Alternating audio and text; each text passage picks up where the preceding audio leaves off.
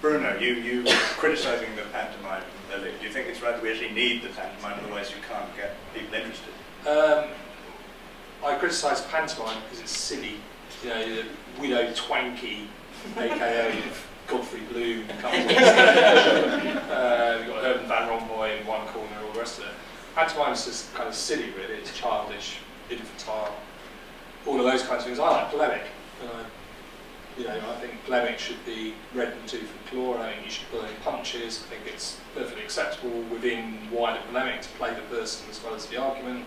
So when I say pantomime, I'm not saying it has to be really boring and uninteresting. It has to be polemical, and I think you can be polemical about the EU when you situate it within wider discussions about politics, within wider discussions about European politics and political trends at the European level, because they do exist, often on grounds that we, I praised Connor's blog earlier. One of the reasons why Connor's blog is worth reading is because he situates sometimes there's other examples I could use as well, but I'm talking about Connor's blog at the moment, is that he situates his blog within wider constitutional debates about sovereignty, shared sovereignty, and all the rest of it. And it's not hugely polemical, it doesn't have to be, but it's interesting to read the EU through a much more much more considered prism about what should politics mean in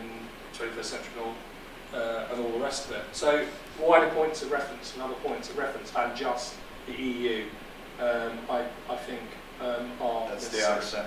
John, keep plugging away. Is that what we need to do?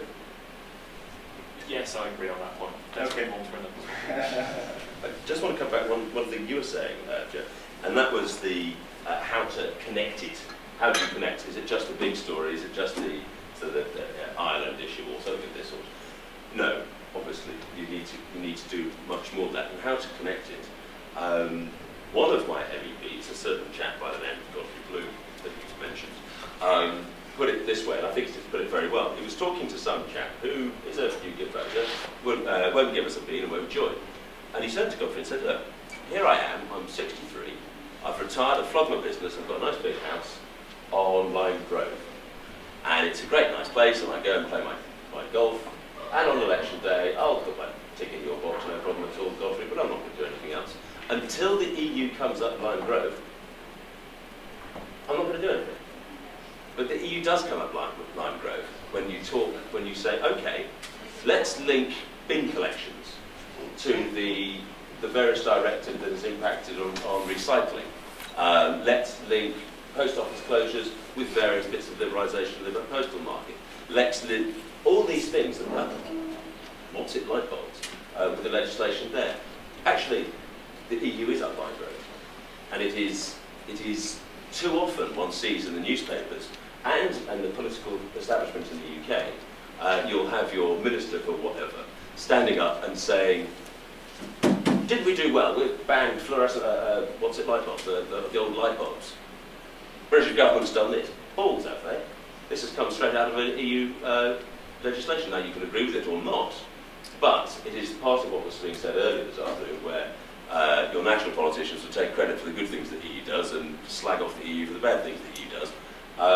That is part of the problem, and it is the responsibility of those who give a damn about these things to tie those two things together. To say, actually, no, this is a result of EU legislation. This is a result of that. Now, from my perspective, that's great because more people get annoyed with it, and from other people's perspective, that's great because they will feel that their issues are being addressed by the EU. But that's how. I have lost count of the number of times I've gone to pick up my newspapers in the morning, and you've got 7 stories on the front page of the broadsheets between them, 5 of which are EU related, and because of EU legislation, because of EU plans and EU ideas, and no mention of it at all. It's all national. So, yeah, and the blogosphere can be the thing that links those front page stories that are currently not mentioning the backstory, which is actually much of this is being done elsewhere. And you can argue whether this is a good thing or a bad thing afterwards, after you've actually reminded people that that's what's happening. Sonny, thinking about the blog as a sort of a watchdog, which coming back to your idea when we were talking about how they can look at what's being written in the mainstream media and then plug away when something is said which they think is factually inaccurate. But you've also floated the idea, I think, about some sort of code of conduct for bloggers. I think that's right. Who watches the bloggers, for example? I mean, why should we trust? Why should we not trust the media and immediately trust somebody who's willing to sit down and write a polemic online? Well, I mean, I wouldn't even start to try and impose a blogger's code of conduct on other people. I mean, we briefly tried to discuss this idea of having a code of conduct just for Liberal Conspiracy, because we have a lot of other bloggers who write for us, and just to say this is what our code of conduct is. Unfortunately, we got into quite a few issues around, sometimes headlines, were seen as, reflecting the content, which I think they did, but you sort of get into this like really inane debate about what people's opinions are as opposed to what is the fact. So I'm not sure if I'm going to go further down with that. It's that's a whole different debate, and unfortunately you get into a really inane debate every time then, because people will write something and you will have a slightly tabloidy headline, which we do, because as bloggers you've got to try and get people interested in your content. But it seems like this division is sort of blurring. I mean, Bruno, you keep a blog.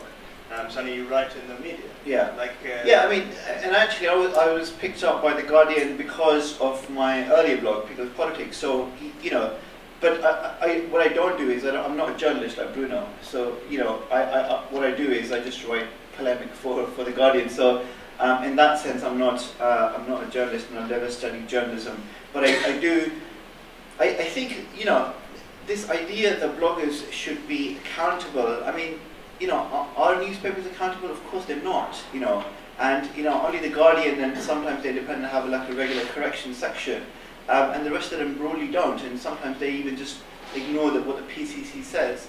So, I mean, ultimately there is a PCC and there is supposed to be... well, I mean, there was a recent ruling against, Richard Littlejohn, where someone complained that Richard Littlejohn had said that Afghans were jumping off the back of a lorry and going straight to the front of the queue on housing, and they said this is rubbish. And the PCC has said something like, well, it obviously it's exaggeration and should be taken with a pinch of salt. So we're just going to let it pass. I mean, it was just a complete lie basically. And the point is the PCC sometimes just lets off newspapers by saying, well, of course they're expected to polish the truth a bit. Of course they're expected to have rhetorical flourish, all this kind of rubbish, and I sort of think, well, how does it make any difference to what a blogger is doing? And if a blog is crap, then people won't read it. And if we publish sometimes stuff which a lot of people think is rubbish and hateful or whatever, then we retract and say we apologise for publishing something which we can sometimes get it wrong on. So I mean, it's a bit like the whole WikiLeaks argument. I find it completely fatuous. I mean, WikiLeaks, sure, it's not accountable. Sure, it's not democratically. You can't see exactly where the money's coming from or who the information has been given to. But that's, I think, besides the point. You have the information out there, you deal with it. I mean, if you don't like it, then you can ignore it. And if newspapers feel like they should, that WikiLeaks is not a good source, then they're free to ignore it. Well, I mean, WikiLeaks, that's another issue. We might come to that, but I want to quickly go to John, and then I'll go back to Bruno and Cal.